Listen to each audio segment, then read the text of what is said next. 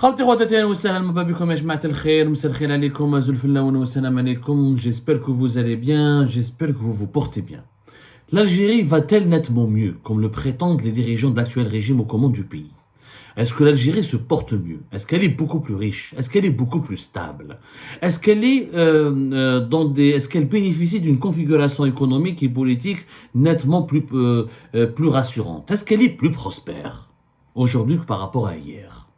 C'est ce qu'on va répondre à cette question. On va répondre à toutes ces questions avec un constat très clair. Les chiffres ne mentent pas. La nouvelle Algérie qui prétend être une Algérie riche, une Algérie prospère, que l'Algérie d'avant c'était l'oligarchie, c'était le vol, c'était la pauvreté. Tout ce discours repose malheureusement sur du mensonge. Je dis bien du mensonge. On va prendre deux critères pour évaluer la situation de l'actuelle nouvelle Algérie et pour la comparer avec l'ancienne Algérie. Vous avez bien compris que la nouvelle Algérie, c'est celle qui est née post-Hirak, à partir de décembre 2019, avec l'arrivée au pouvoir de Abdelmadjid Tebboune. L'ancienne Algérie, c'est l'Algérie de Bouteflika, du régime Bouteflika, de 1999 à 2019. Nous allons prendre deux critères, qui sont les deux critères qui peut-être résument ou illustrent la richesse d'un pays. Comme d'abord les réserves de change. Les pays riches, ce sont les pays prospères. Quand on est riche, on est prospère, on a des économies. C'est-à-dire on a ce qu'on appelle des réserves de change. C'est-à-dire on est tellement riche et prospère qu'on gagne de l'argent et on cache son argent dans un fonds qu'on appelle les réserves de change. Le deuxième critère que nous allons utiliser, c'est les investissements étrangers. Un pays riche, un pays prospère, un pays stable, un pays sur la voie du développement ou un pays qui se développe, c'est un pays qui attire les investissements étrangers. Vous le savez, il n'y a pas de débat là-dessus, c'est une évidence. Sans investissement étranger, on ne peut pas créer des richesses, on ne peut pas développer un pays. Il n'y a aucun pays au monde qui s'est développé sans investissement étranger. Regardez la Corée du Sud, regardez la Chine, regardez les pays émergents comme la Turquie, comme le Vietnam, comme les dragons comme la Malaisie, l'Indonésie. Tous sont en train d'émerger, ou là-dessous sont devenus des grandes puissances, ou des puissances régionales et mondiales importantes grâce à l'apport de l'investissement étranger, c'est-à-dire ces capitaux, des milliards et ces milliards qui viennent de l'étranger pour être injectés dans l'économie locale. Alors, allons-y, commençons par les réserves de change. En ce moment, on peut voir, si on prend la cartographie des pays les plus riches, ou là, les pays qui ont des grandes réserves de change, ce sont des pays majoritairement riches. Par exemple, la Russie, elle a 580 milliards de dollars de réserves de change.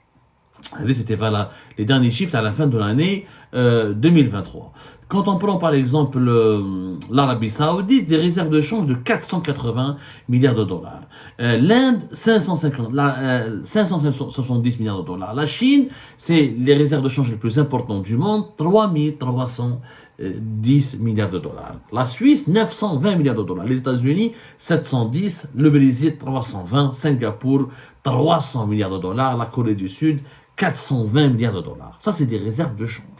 Ce ne sont pas des fonds souverains, mais des fonds d'investissement. Attention, on va faire la différence. Les Émiratis, par exemple, n'ont pas officiellement des réserves de change, mais ils ont des fonds d'investissement. Dubaï, Abu Dhabi. Le fonds d'investissement d'Abu Dhabi, par exemple, à lui seul, dépasse les 990 milliards de dollars. Ça, c'est un fonds d'investissement. C'est-à-dire, c'est un fonds où l'argent n'est pas caché, n'est pas à l'état stationnaire, on n'a pas mis de l'argent, on n'a pas caché de l'argent dans des réserves sans les exploiter. Un fonds d'investissement, c'est de l'argent qui est exploité, qui est investi et qui ramène des intérêts, ou là on peut perdre de l'argent comme on peut gagner. C'est de l'argent qui sert à financer des investissements. On en reparlera plus tard. Prenons le cas de l'Algérie, qui me rejoue les réserves de change. À la on avait des réserves de change plus importantes que le PIB du pays. À l'époque de Bouteflika, on avait des réserves de change, l'ancienne Algérie, qui étaient supérieures au PIB. Le PIB, c'est la richesse nationale annuellement créée. C'est la valeur des biens et des services qui sont créés par les résidents d'un pays sur le territoire national. Ça, le PIB, c'est la richesse annuellement créée. En 2009, par exemple, on avait 137 milliards de dollars de PIB, mais on avait 147 milliards de dollars de réserves de change. En 2010, on avait 162 milliards de dollars de réserves de change. En 2011, on avait 193 milliards de dollars de réserves de change, et notre meilleur record, c'était 2012-2013, avec 2012, on avait 205 milliards de dollars de réserves de change et 2013, 217 milliards de dollars de réserves de change. Alors que le PIB de l'Algérie, la richesse annuellement créée en Algérie à l'époque, en 2012 et en 2013, elle était entre 209 milliards de dollars et 210 milliards de dollars. On était méga riches. On avait 200 milliards de dollars de richesse et on avait des réserves de change de plus de 200 milliards de dollars. C'était quand même important et l'Algérie était classée à l'époque parmi le top 20 des pays qui avaient d'importantes réserves de change. Les réserves de change en 2014, 178 milliards de dollars, 144 milliards de dollars elles ont commencé à fondre à partir du choc pétrolier de 2014. Je vous rappelle qu'entre 2014 et 2016, les prix du pétrole ont commencé à chuter avec l'arrivée sur le marché mondial du pétrole de schiste. Et les problèmes et l'offensive américaine avec le gaz de schiste et le pétrole de schiste, les États-Unis d'Amérique ont volé la vedette à l'Arabie Saoudite et à la Russie en devenant le premier producteur mondial de l'or noir. Le prix du pétrole a chuté entre 60 et 65% à peu près entre 2014 et 2016. Les réserves de change commencent à baisser jusqu'à arriver à 63 milliards de dollars en 2019. Ceci dit, quand le régime de Bouteflika part et s'effondre, le pays a quand même 63 milliards de dollars de réserves de change. Donc, à l'époque du régime de Bouteflika, dans l'ancienne Algérie, on était riche. Sur le papier, attention, sur le papier, parce que la richesse, encore une fois, nous en avons déjà parlé, c'est une définition complexe. La richesse, elle se crée, elle ne s'hérite pas. Elle ne se lègue pas. La véritable richesse, c'est le taux de croissance économique, c'est le PIB. Même si le PIB de l'Algérie restait faible par rapport à un pays d'une quarantaine de millions d'habitants, par rapport à ses potentialités, par rapport à ses possibilités, mais dans l'ancienne Algérie, on avait quand même un certain niveau de richesse appréciable. On arrivait à avoir un PIB plus ou moins intéressant. Et on avait des réserves de change. Les réserves de change, c'est une richesse.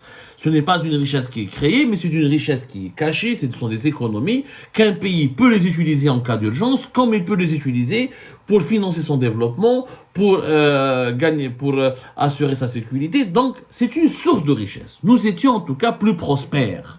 Les chiffres sont indéniables. La preuve, à partir de 2020, allez, 2020 c'est la Covid-19 et la pandémie, les réserves de change étaient de 48 milliards de dollars, 2021 44 milliards de dollars, ça remonte avec l'année 2022, oui, avec la guerre en Ukraine, l'Algérie a commencé à gagner beaucoup d'argent, 65 milliards de dollars, les réserves de change tawana.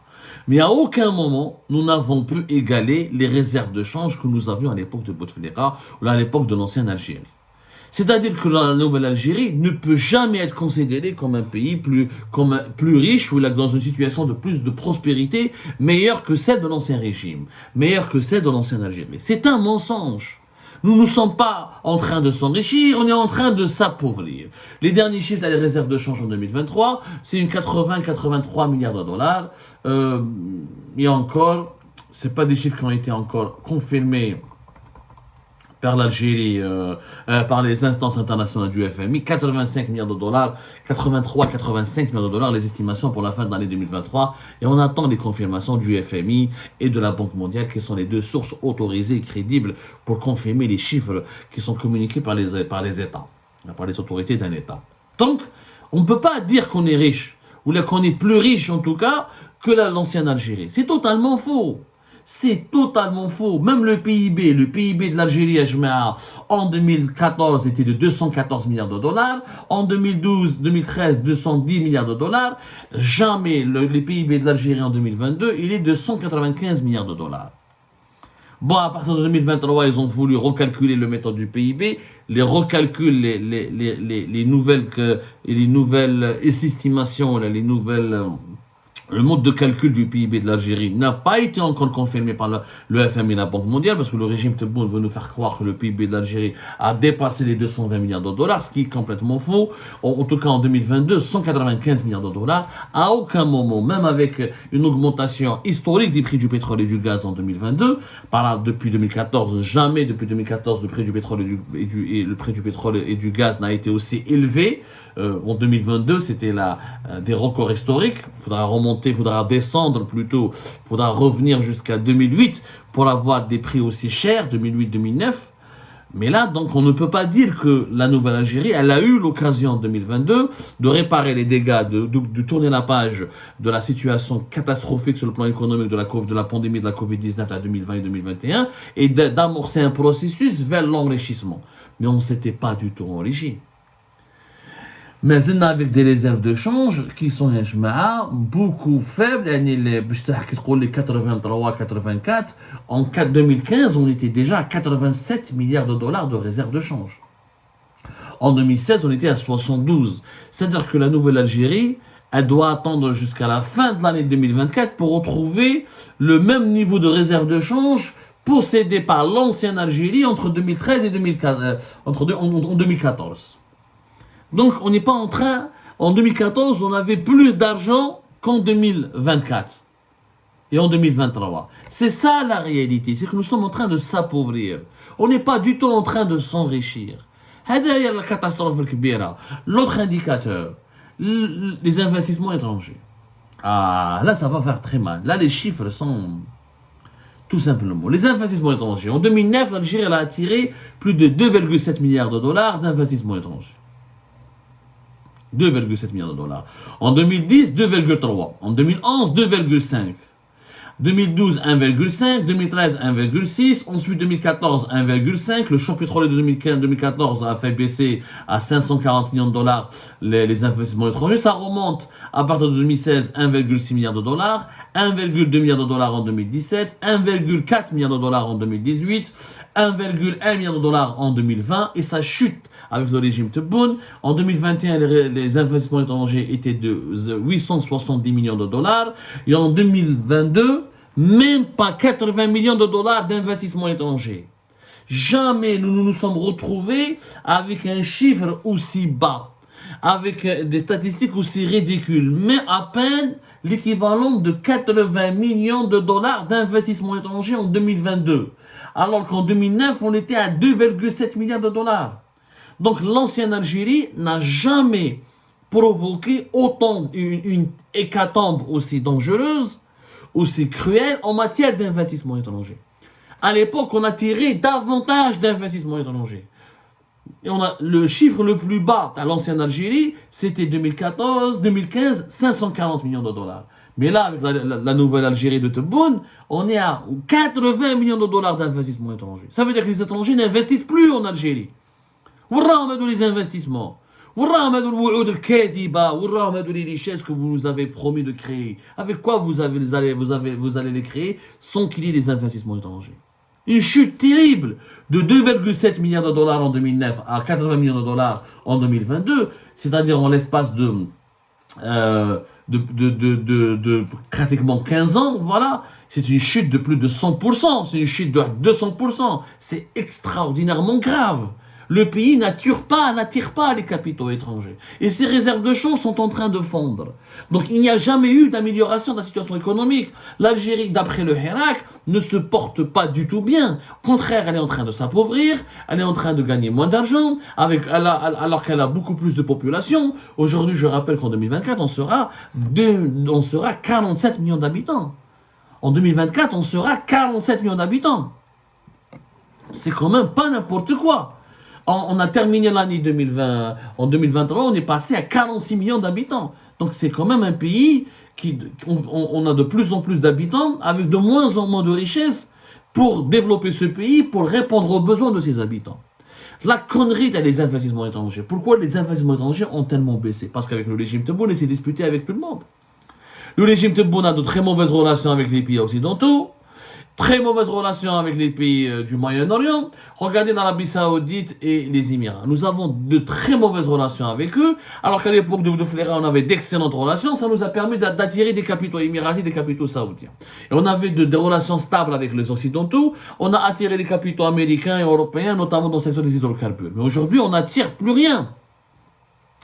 Catastrophique. Regardez la différence entre l'Égypte et l'Algérie. Récemment, au mois de février 2023, l'Égypte, qui ont des bonnes relations avec les Émirats, les Émiratis vont investir 35 milliards de dollars en Égypte.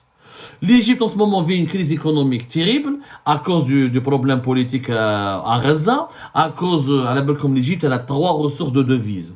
Le tourisme, le canal de Suez et sa diaspora qui lui exporte depuis l'étranger. Elle a de l'industrie, etc. Mais elle n'a pas une économie très industrialisée pour pouvoir exporter beaucoup. Là, le canal de Suez, elle a perdu beaucoup d'argent.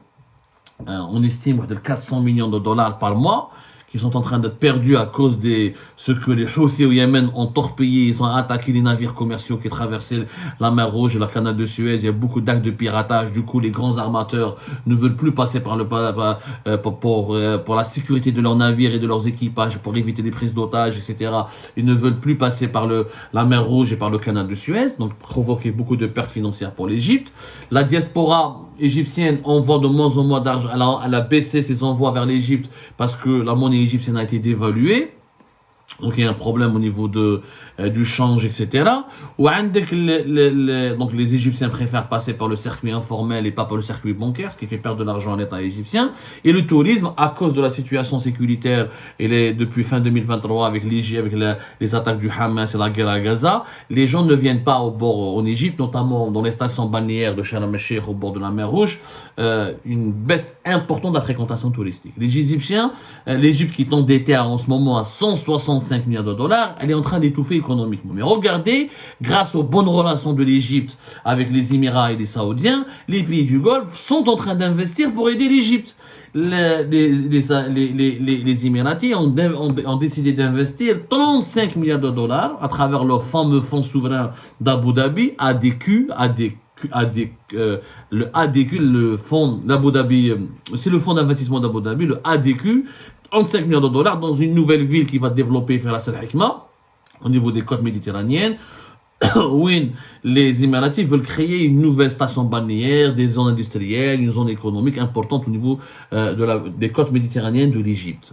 Les Saoudiens, jusqu'à fin 2023, ils avaient investi 32 milliards de dollars aussi en Égypte. Voilà un pays qui attire, qui profite de ses bonnes relations avec les riches monarchies du Golfe pour développer son pays. Et regardez le régime égyptien, qui est une dictature comme le régime algérien. Ce n'est pas une démocratie. Il y a 60 000 détenus politiques en Égypte. On en parle quand même. C'est quand même énorme. Donc c'est une dictature, pas de liberté, pas de démocratie. Mais l'Égypte a une relation, a une doctrine au niveau des relations internationales beaucoup plus intelligente que celle du régime algérien.